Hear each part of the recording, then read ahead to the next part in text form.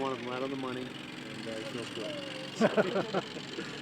How did practice go today? Good, much better than yesterday. Yesterday was the starting of school, and a little bit glazed over look in their eyes, but today they responded much better, and it was a more physical practice. Yesterday we didn't put the pads on, and so because you kind of anticipate first day of school a little bit of I don't want to say letdown. There's a lot going on, but today we came back and did a nice job. It was like a Tuesday practice for us, so it was pretty physical. A lot of the kicking game was involved, and so pleased with the work today. Speaking on that kicking game, how's that coming along with your kicking situation? Good. It's pretty well defined now. Coleman Peterson will be our place kicker, and has separated himself from the pack in that regard. Nick Marsh will kick off, and Sean Selwood will punt. And so those jobs are all, unless something unforeseen happens, those jobs are set. And how about the overall special teams play as far as your depth there? What about some of the pretty other good. guys that are playing special As teams? we've recruited more speed and athleticism through the years, that really shows up on special teams because you have more guys to draw from for that special teams pool. And last year I thought we were the top special teams team in the league. At least we were statistically, and we expect to be there again this year. I was told by someone once that you can measure a team's depth by watching their special teams. Do you feel like that's an accurate statement? It is an accurate statement. It measures your team's overall speed and overall athleticism. And if you see a big drop-off in special teams as opposed to your starting 22 on offense and defense, that usually means a lack of depth. At your number 3 and number 4 quarterback, do you have that depth chart established yet? No, it's not really. We have Jordan's number 1 and John's number 2, and Travis is in a different category. He's in that special set of plays specifically designed for him category, and then Schultz would be the third guy behind John Hayes. So I guess to answer your question, yeah, but it's not really 3 and 4. It's 1, 2, 3, and then Travis with his own set of stuff that he's going to do. Comment a little bit on the O-line. Sam and Miles were out for a while, and they're seniors, and they were a really young squad, a couple guys that are coming in. What are they doing, just to focus on, what are they doing to prepare? How do you attack that situation? Well, they're in a lot better shape right now than we were last week, getting Sam back, getting Miles back, and getting Vince Jones back. Really, all three, Sam and Miles are starters right now for certain, and Vincent is battling for a starting job. So essentially we had over half the starting offensive line out last week. To get them back this week has given us a lot more continuity, a lot more depth, and there's still some battles going on. There's still some figuring out that we have to do. Where does everybody belong exactly? Is Sam Brenner going to play tackle? Is he going to play guard? That's a debatable thing right now. I know Miles is going to play one of the tackle spots, and so we're just working to get the best 5 out there. But getting those guys back to practice this week was really big for us. Is Miles somebody that could step into the blind side there and take that spot? Could, yeah, absolutely. He's working there the last 2 days, and right now he seems to be our best option at left tackle. Is he healthy enough? Mm-hmm. Yeah, he's not 100%, but he's probably 90%. We anticipate him becoming 100% before the game.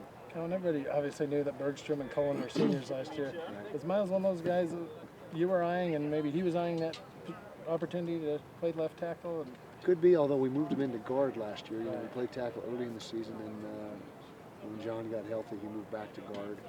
But or was it Tony? One of the two. I can't remember which one. One of them missed a game or two, and so. Anyways, Miles is versatile. He can play either guard or tackle. Doesn't have ideal height for tackle. He's only about 6'3", 6'2 3/4, and so that's not your prototypical offensive tackle. But he's got good feet and he's got long arms, which is probably as important or more important than the height as the arm length. thanks. Can you talk a little bit about Quaid and just kind of the chance that he has in these first 3 games as far as earning that starting role? Yeah, it's a great opportunity for him. He has got the starting role right now, and he's out here at practice. He's still under no contact situation by the trainers, but he's doing everything as far as running coverages and lining up with the number ones. He's just not hitting anybody, but it's a chance for him to get the opportunity to play and show what his capabilities are. He did a nice job last year when he got his opportunities and didn't play a lot of snaps, but enough that he knew that he was a good player. And when Brian went down, Brian got eliminated. That was our immediate answer. Thought was to put Quaid as the starter. Do you think being a no contact, is that going to kind of hurt him at all? No, as far because as- he will be contact, we hope, by the end of the week, which will give him essentially a full game week preparation, but we start over with our game week on Friday, and so if we can have him by then we'll see it being a downfall. Are there any other injuries to? No, we've been fortunate the last couple of days. We're getting guys back. We're still a few days away from our 2 hamstring guys, Jacoby Hale and Lucky Radley, and then our 2 sprained knees, LT Filiaga and Tyler White, should be another few days as well. So hopefully by the end of the week we have everybody back except Junior Salt. What kind of receiver is Sean Fitzgerald as far as fitting in that group with you guys? Sean's a tough kid. He's an excellent blocker. He's been in the program a long time. This is his 4th year in the program. He's very reliable. He's very dependable. He never makes mental mistakes.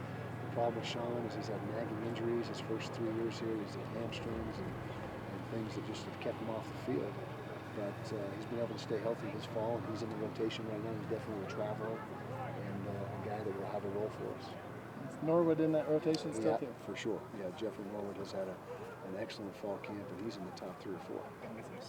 In your tenure here at the University of Utah, you've had the great fortune of having really good receiving cores. How's this year's receiving core compared to some of the other guys you've had? I think it could rank right up there with some of the best. You know, we've had some very good individual receivers come through here. You know, Steve Smith, obviously, and some guys that have, you know, David Reed, that have really been spectacular.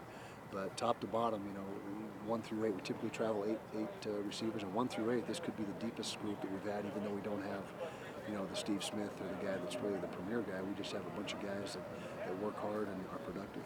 And your running back core is pretty deep this year as well? It is. You know, it took a hit when Harvey went on his mission, but getting James Poole in was a big positive for us, and kind of took the place of, you know, losing Harvey, gaining James was a positive for us, and the emergence of Jarrell Oliver has been the most pleasant surprise of the fall.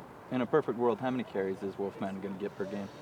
Well, it's tough to put a number on it, but you know, I'd say if he carries the ball 312 times again, or 16 or whatever it was, that's too many. You know, 20 to 25 a game, somewhere in that range, which would be still a heavy workload, but not quite as heavy duty as he had last year. But he seemed to get better as the games went on and get stronger. He did, and he'll take the ball as many times as you'll hand it to him, but still, you know, that's a lot of wear and tear for any back, and you know, we just want to be smart. We want him, you know, to stay healthy throughout the season.